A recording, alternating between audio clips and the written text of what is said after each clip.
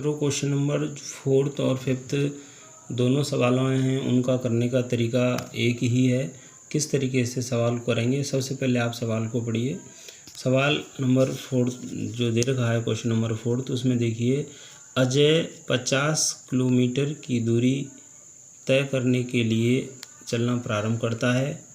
तबीयत खराब होने के कारण कुल दूरी का 2/5 2/5 भाग ही चल पाता है। देखिए, टोटल जो डिस्टेंस थी वो 50 किलोमीटर थी, उसमें से केवल 2/5 पार्ट ही वो चल पाया कि तबीयत ख़राब हो गई। इसका मतलब कुछ दूरी चला और कुछ दूरी चलना उसका शेष रह गया।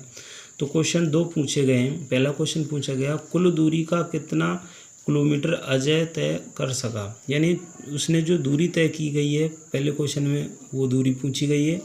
सेकंड क्वेश्चन में अजय द्वारा कितनी दूरी तय करना शेष रह गया, यानी जो दूरी तय और करनी थी जो रह गई है, शेष रह गई है, वो दूरी और बतानी है। पहले में जो दूरी तय कर ली है वो बतानी है, सेकंड क्वेश्चन में हमें वो बताना है जो दूरी से तय करना शेष रह गया था। देखिए, ऐसे सवालों को किस तरीके से करेंगे आगे। सबसे पहले मैं आपको एक फंडा बता देता हूँ। किसी भी संख्या का हिस्सा निकालने के लिए भिन्न का कुल संख्या से गुणा करते हैं। किसी भी संख्या का हिस्सा निकालने के लिए, ये बहुत ही इम्पोर्टेंट लाइन है, किसी भी संख्या का हिस्सा निकालने के लिए उस भिन्न का कुल संख्या से गुणा करते हैं। देखिए, टोटल जो डिस्टेंस थी वो 50 किलोमीटर थी। उसको 2 भागों में बांटा गया। एक तो तय की गई दूरी और उसकी तबीयत खराब होने की वजह से जो शेष बची हुई दूरी। तो केवल उसने जो तय की गई दूरी है 2/5 ही दे रखा है। अब शेष बची हुई दूरी 3/5 हम कैसे लाए, सबसे पहले तो आप ये समझिए। लेकिन नीचे 5 है तो ऊपर भी 5 आएगा, लेकिन उसमें उसके 2 पार्ट ही वो दूरी तय कर चुका है, तो बाकी जो बचा वो 3, यानी कि देखिए 5 में से 2 हिस्से ही की दूरी उसने तय की है, 3 हिस्से की दूरी अभी तय करना उसका बाकी रह गया। इसलिए हमने यहाँ पर 3/5 लिख लिया है। अगर वो पूछता है कि तय की गई दूरी, तो 50 का गुणा इस फ्रैक्शन से करेंगे, और शेष बची हुई दूरी पूछे तो 50 का गुणा 3/5 फ्रैक्शन से करेंगे। तो उसने दोनों ही क्वेश्चन पूछे। तो यहाँ पर देखिए 50 × 2/5, 50 × 2/5, और यहाँ पर 50 × 3/5। तो यहाँ पर देखिए 5 का 50 में 10 बार, 10 2 जा 20, यानी 20 किलोमीटर तो दूरी उसने तय कर ली है।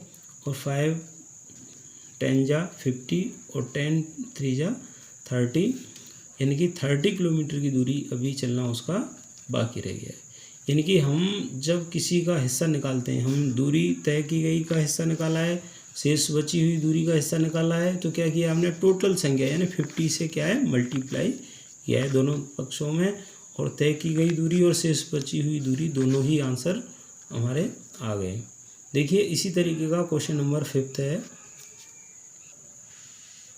क्वेश्चन नंबर 5 देखिए, 15 किलो तांबा पीतल जिंक के मिश्रण में 2/5 हिस्सा तांबा का, 1/5 पीतल का, तो जिंक उस मिश्रण में कितने किलो होगी। तो इसमें तांबा और पीतल का हिस्सा दे दिया गया है और जिंक पूछा गया है कि इस 15 किलो के मिश्रण में जिंक कितनी होगी। तो किस तरीके से हम निकालेंगे, देखिए यहाँ पर टोटल जो मिश्रण है तांबा, पीतल और जिंक का जो मिश्रण है वो 15 kg है। अब उसमें तांबे का 2/5, पीतल का 1/5 ऑलरेडी उसने दिया हुआ है। हम जिंक का अपने आप निकालेंगे कि 2/5 कैसे आया 2/5। देखिए कि नीचे अगर 5 हैं तो ऊपर भी 5 आता है, तो यहाँ 2, तांबा 2 है, पीतल 1 है, तो 2 और 1 3 हिस्से तो तांबा और पीतल के हो गए। बाकी जो बचे 2 हिस्से वो जिंक के बचे। तो जिंक की जो फ्रैक्शन हमने जो तैयार की वो 2/5 वो इस तरीके से तैयार की। अब क्या करेंगे, अगर हमें तांबे का हिस्सा निकालना है तो 15 का तांबे की फ्रैक्शन से मल्टीप्लाई करेंगे।